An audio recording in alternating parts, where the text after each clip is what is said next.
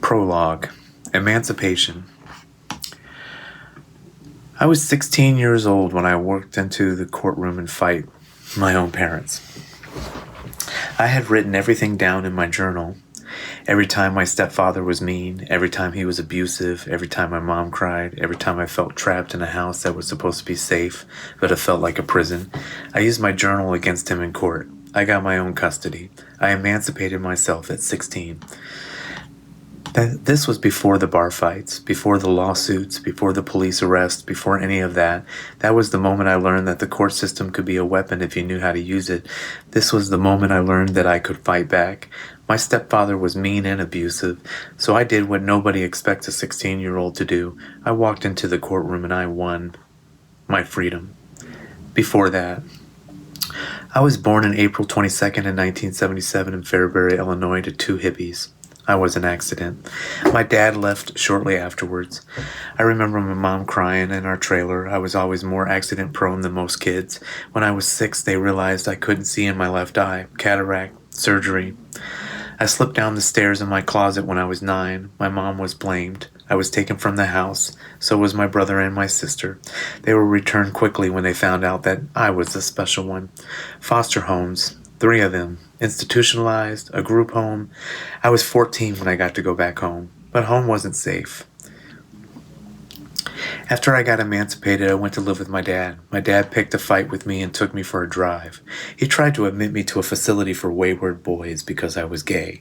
I told him he had no legal jurisdiction over me. He was surprised. I was 16 and I knew more about the law than an adult trying to institutionalize his own son. I went to live with a friend, then back to Illinois, my grandma's for a few weeks, but the country life wasn't for me. I told my mom as long as she was with that man, I wasn't coming anywhere near her. I went back to D.C. to seek support from that state. I was put into a group home. The boys tried to rape me. I was released for my 19th birthday. I didn't even know it was my birthday when they released me until I read the paperwork a few years later. How sad. A friend gave me money for a Greyhound ticket. I went cross-country back to my mom, who had divorced and gotten her life back on track. 3 months later, I met Steve at a gay bar in Champaign called Sethstory. I was 19. I moved in with Steve. We lived together for 7 years. In Champaign, I had 3 jobs at the same time. I was going to college. I had an internship with a guy doing consulting for Frito-Lay. That's what I learned about databases. We moved to Aurora. Steve's parents were from there, but as soon as we moved, Steve had a new boyfriend. Our relationship quickly soured. I took a job with Manpower as a typist. I was good at it. Car accident, car repossessed, got a truck, delivered pizzas, QA tester, multiple jobs, always working.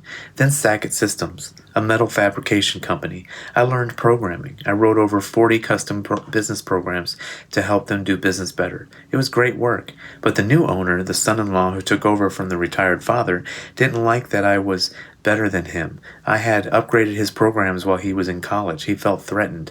That's when I learned your talent will threaten people. Your success will make them uncomfortable, and they will turn on you for it. The pattern. By the time I walked into the Jackhammer bar on my birthday in 2016, I had already spent my whole life fighting the system, fighting my parents, fighting my stepdad, fighting institutions, fighting for custody of myself. The court case when I was 16 wasn't the last one. It was just the first of many.